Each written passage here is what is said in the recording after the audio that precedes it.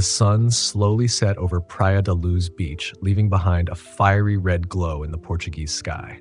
It was May 3rd, 2007, a seemingly ordinary day for the McCann family, a British couple enjoying a holiday with their 3 young children. None of them could have imagined that in just a few hours, their vacation would turn into a never-ending nightmare.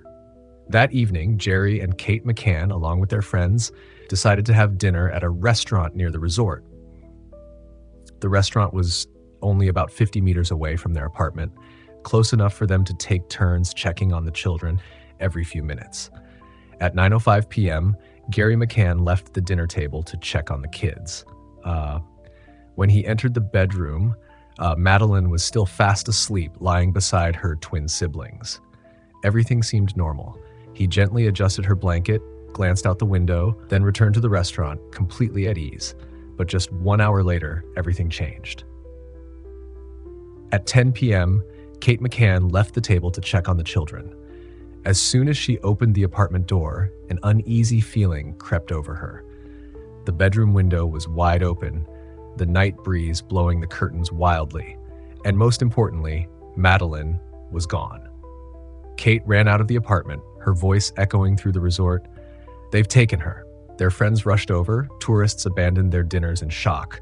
Someone ran to get security. Someone called the police, but it was already too late. Madeleine McCann, just 3 years old with bright blue eyes and golden blonde hair, had vanished without a trace. The search began, but no one knew that this would become one of the most mysterious disappearances in modern history. As soon as the report came in, the local police, GNR, Guardia Nacional Republicana, rushed to the Praia da Luz resort. But by the time they arrived, the crime scene had already been completely compromised. Friends of the McCann family, tourists, hotel staff, all had entered the apartment, frantically turning everything upside down in a desperate attempt to find Madeleine. Any critical evidence that could have led to a breakthrough may have already been erased. But the biggest problem wasn't just the contaminated crime scene. The way police handled the case from the very beginning cost them the most critical hours of the investigation. They made crucial mistakes that would cripple the case. They failed to secure the crime scene immediately. This meant that potential DNA traces, fingerprints, or any other physical evidence could have been destroyed. They did not conduct a large-scale search that night. If Madeleine had been kidnapped, the perpetrator could still have been nearby. They did not set up vehicle checkpoints. Cars continued to leave and enter the area without any inspections. A police officer later admitted, "If this was really an abduction, we let the kidnapper escape that very night." Despite the chaotic scene, police did find some unusual details. Madeleine's bedroom window was open, but there were no signs of forced entry. No footprints or strange markings were found outside the window. No guests or staff at the resort heard any screams or unusual noises that night. If this was an abduction, why did no one see the kidnapper sneaking in?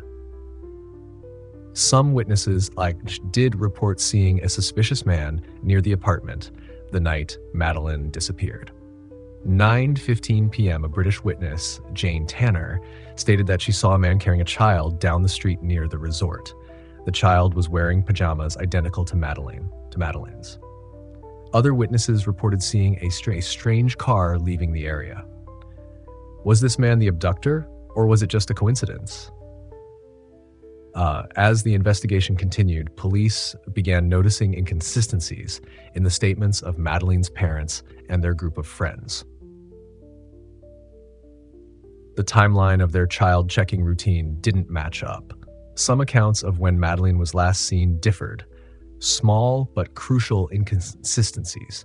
They had left the main door unlocked all evening, potentially giving an outsider easy access. Police started asking the real question, was this truly an abduction or was something else being hidden? The investigation stretched on for over 3 months, but instead of finding Madeleine's abductor, Portuguese police suddenly shifted their suspicion toward her parents, Jerry and Kate McCann. Why would the parents of a missing child become suspects in her disappearance? After carefully reviewing the crime scene and witness statements, investigators found several inconsistencies in the McCann's testimonies. Their accounts of the child checking schedule were inconsistent. They had left the main door unlocked all evening, making it easier for an intruder to enter, or possibly stage a kidnapping. There was no clear evidence of forced entry. Police then brought in cadaver dogs to search the McCann's rental car, which they had hired weeks after Madeleine disappeared. The results were shocking. The dogs detected the scent of a dead body on Kate McCann's clothing. The same scent was found on one of Madeleine's stuffed animals. Traces of blood were discovered on the apartment floor. DNA evidence found in the rental car suggested it may have belonged to Madeleine. These findings led police to question whether Madeleine had actually died inside the apartment and if the kidnapping was staged to cover it up. With these findings, Portuguese authorities proposed a theory. Investigators suspected Madeleine may have suffered a fatal accident inside the apartment. Her parents panicked, fearing the consequences of the incident. They staged a kidnapping to cover up the truth. But if this was true, could the McCanns have had enough time and resources to hide her body without leaving any trace? Prosecutors wanted to press charges, but lacked solid proof. In September 2007, Portuguese police officially named Jerry and Kate McCann as formal suspects in the case. But there was one major problem.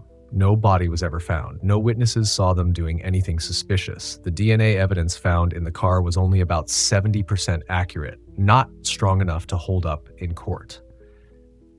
By July 2008, after nearly a year of investigation, police were forced to drop all charges against the McCanns due to lack of evidence. The case was officially closed.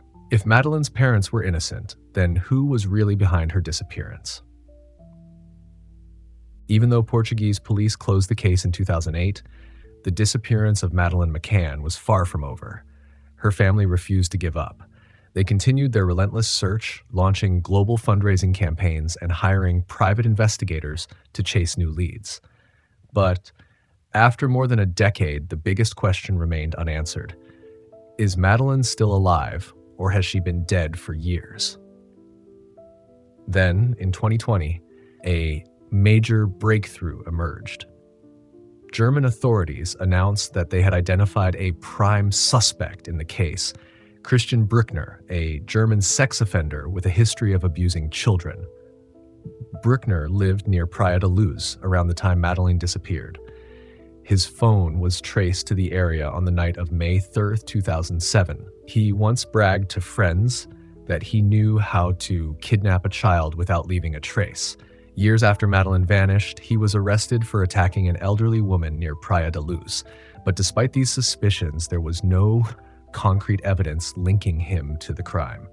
German police believed Madeleine had been murdered, but her body was never found, and Brückner denied all accusations. For over 16 years, Madeleine's case has inspired countless theories, ranging from wild conspiracy rumors to credible leads. Some believe an international human trafficking ring kidnapped Madeleine. Praia da Luz was a busy tourist area, making it an easy target for child traffickers. Several witnesses claimed they saw suspicious men watching children at the resort during that time. But if Madeleine was truly sold to a wealthy family, is she still alive today? Others believe Madeleine left the apartment on her own and was harmed. They suspect that she may have wandered out to find her parents and encountered a dangerous stranger. But if that were true, why did no one see her leave? And then there is the theory that Madeleine's parents were involved. Doubts about Kate and Jerry McCann have never fully disappeared. Some believe Madeleine may have died in an accident inside the apartment and her parents covered it up. However, there has never been enough legal evidence to charge them. Will the truth ever come to light? Even after 16 years, the disappearance of Madeleine McCann remains unsolved. The McCann family continues their search, believing that their daughter might still be alive. Police are still following leads, but nothing has been strong enough to bring the case to a conclusion. Is Christian Brückner truly the abductor, or is the real culprit still walking free? One final question remains: is Madeleine McCann alive or dead, and will we ever know the truth?